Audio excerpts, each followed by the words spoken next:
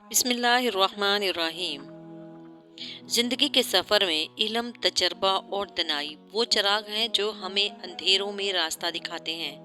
آئیے سنیں اور سمجھیں بزرگان دین اور اہل دانش کے سنہرے الفاظ۔ ظرف وسیع کر لو، شکوے شکایتیں کم کر دو، وجہ پوچھنا چھوڑ دو، خواہشیں مختصر کر لو، اس طرح زندگی آسان ہو جائے گی۔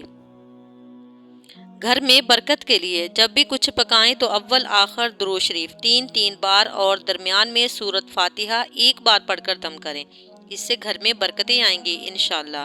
ہمارے صالحین اکابرین یہی عمل کیا کرتے تھے۔ بچے آپ سے وہی سیکھ رہے ہیں جو وہ دیکھ رہے ہیں۔ کل اچھا ہو یا برا ہو، آپ دونوں اس کے ذمہ دار ہیں۔ جس نے کبھی آپ کی تباہی کی کوشش بھی کی ہو اس پر کبھی بھروسہ مت کیجیے۔ یاد رہے سانپ جلد تبھی اتارتا ہے جب وہ اس سے بڑا سانپ بنتا ہے۔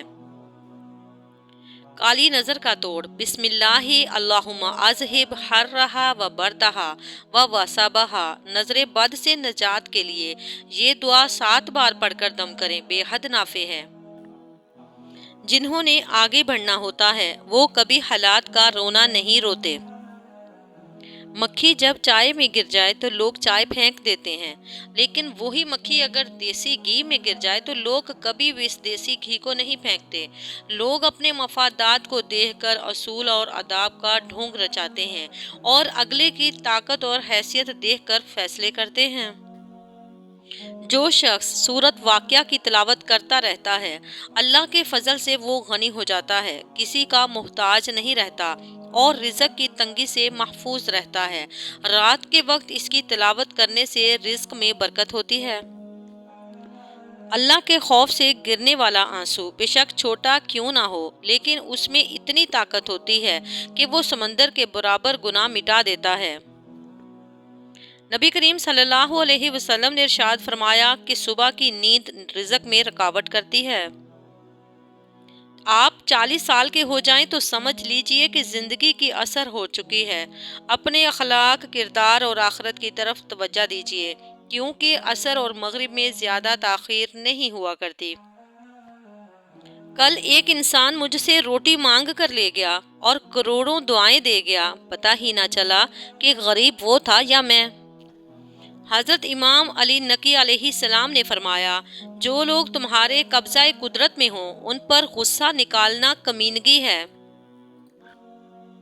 نبی کریم صلی اللہ علیہ وسلم نے فرمایا کہ نیکی کے علاوہ اور کوئی چیز عمر میں اضافہ نہیں کر سکتی، دعا کے علاوہ اور کوئی چیز تقدیر کو نہیں بدل سکتی، اور گناہوں میں مبتلا رہنے کی وجہ سے آدمی رزق سے محروم کر دیا جاتا ہے۔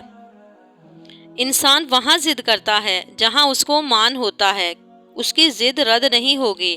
مان ختم، آواز ختم، الفاظ ختم۔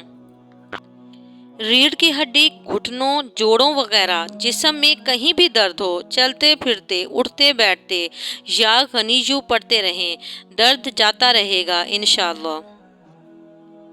عربی کہاوت ہے، ایک نسل کی جہالت دوسری نسل کی روایت اور پھر تیسری نسل کا عقیدہ بن جاتی ہے۔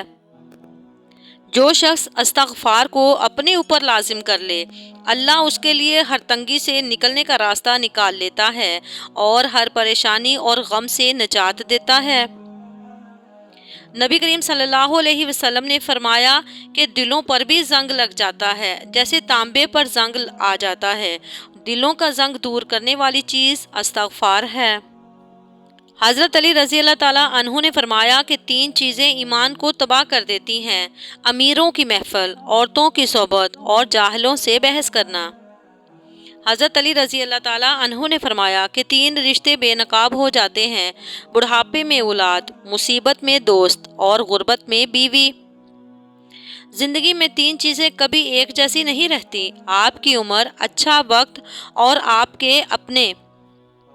امام شافعی رحمۃ اللہ علیہ نے فرمایا 4 چیزیں رزق کو بڑھاتی ہیں: تہجد کی نماز پڑھنا، کثرت سے استغفار کرنا، کثرت سے صدقہ دینا، کثرت سے اللہ کا ذکر کرنا۔ نبی کریم صلی اللہ علیہ وسلم نے فرمایا، جو شخص بسم اللہ الرحمن الرحیم کی تلاوت کرتا ہے تو اللہ تعالیٰ بسم اللہ کے ہر حرف کے بدلے میں اس کے نامہ اعمال میں 4000 نیکیاں درج فرما دیتا ہے، اس کے 4000 گناہ معاف فرما دیتا ہے، اس کے 4000 درجات بلند فرما دیتا ہے۔ چھین کر کھانے والوں کا کبھی پیٹ نہیں بھرتا اور بانٹ کر کھانے والے کبھی بھوکے نہیں رہتے۔ حضرت عائشہ رضی اللہ تعالیٰ عنہا نے فرمایا کہ زبان کی حفاظت کرو کیونکہ یہ ایک بہترین وصف ہے۔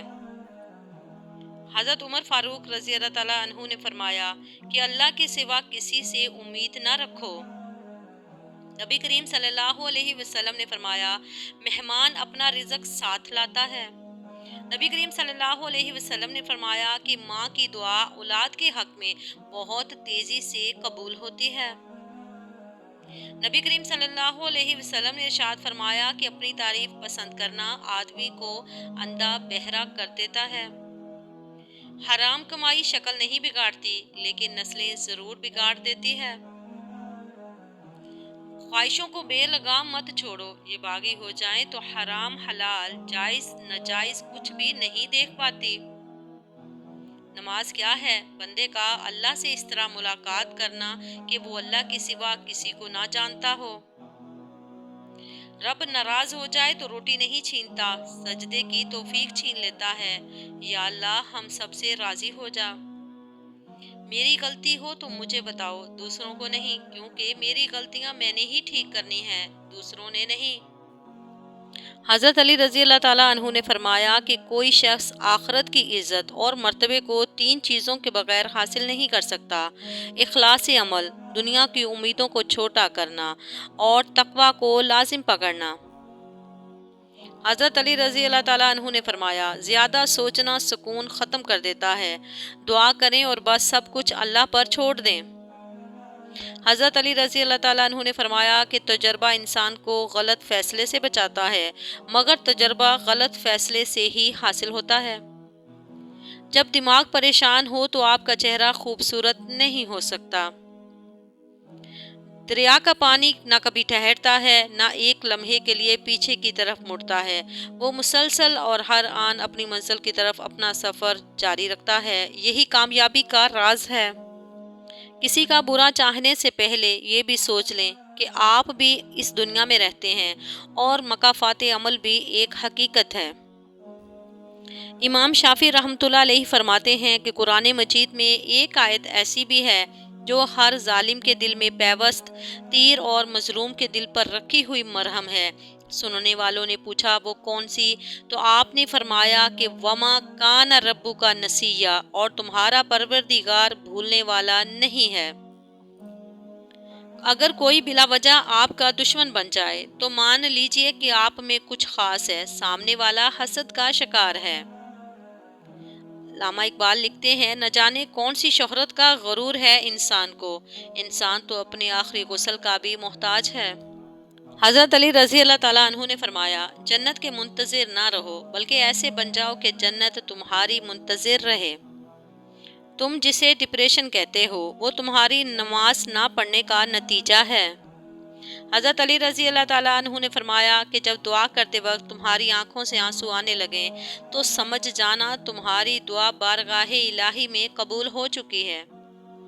برے شخص کے لیے کبھی بھی برا مت بنو، برا شخص بہت جلد اپنے انجام کا بدلہ خود پا لیتا ہے۔